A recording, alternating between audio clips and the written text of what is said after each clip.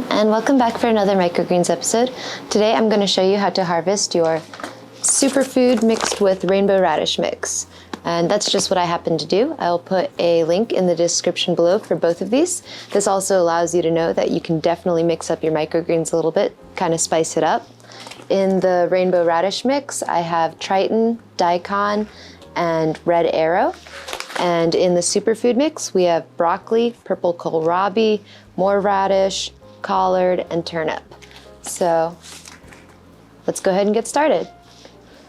Here I have my mix of microgreens. I have a knife, and if you have a machete, that would work even better. You just want anything with a straight edge is usually the best, and standard sharp kitchen knife works great. Try not to use scissors unless you're doing wheatgrass.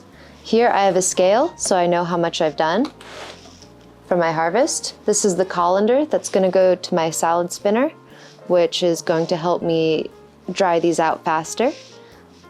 All right, so let's go ahead and turn this on. And one thing you might want to do is just kind of check around on the inside, see how everybody's doing.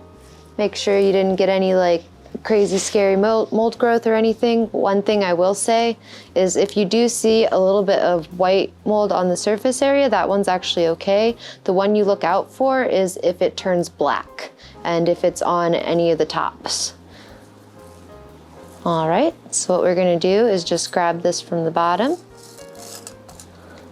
and just a couple glides towards yourself.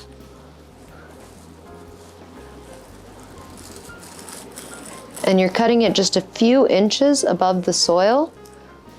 So about 2 to 3 inches above the soil is prime.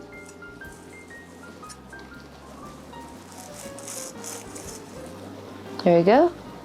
And if you happen to get a root, go ahead and pick that out. Nice clean cut.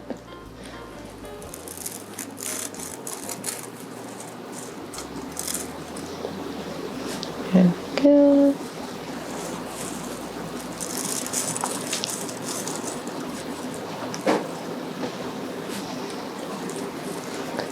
One thing to look out for when you're cutting these, the only reason you might get those roots is if you're tugging on them a little bit too hard. So it's kind of like a gentle tug at the top and then just a nice glide across. But you definitely give it kind of like a slicing motion. And as you can see, this grew great. Very thick, very dense amount of microgreens. Radishes have a very spicy flavor, but not too spicy, but a very bold, kind of spicy tone to it. It's just really, really tasty. And then you got kind of like the collard and the turnip and the broccoli, which milds it down a little bit. But you just have that little bit of a kick with all those radishes.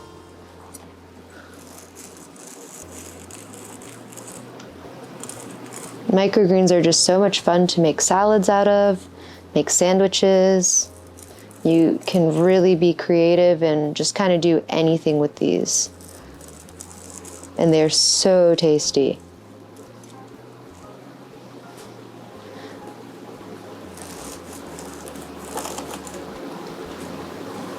There we go. And I am cutting just a little bit deeper because the broccoli does grow kind of shorter than the radishes, but this is what your finished tray will look like. If you have just a little bit of stuff, all of that's totally fine. You can go ahead and put some water in this and put it on the shelf and let all of that come back up and go to reharvest. Or you can go ahead and get ready for the next one. And over here, I've got 9.9 ounces, which is a little over half a pound, which is really good yield. So I'm gonna go ahead and rinse these off and come right back and show you the next step.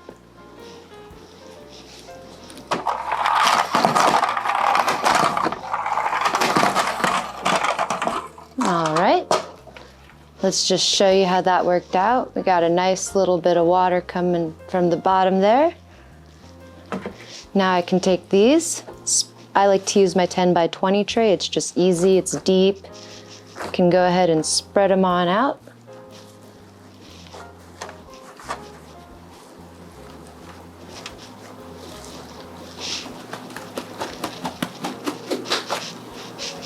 There we go.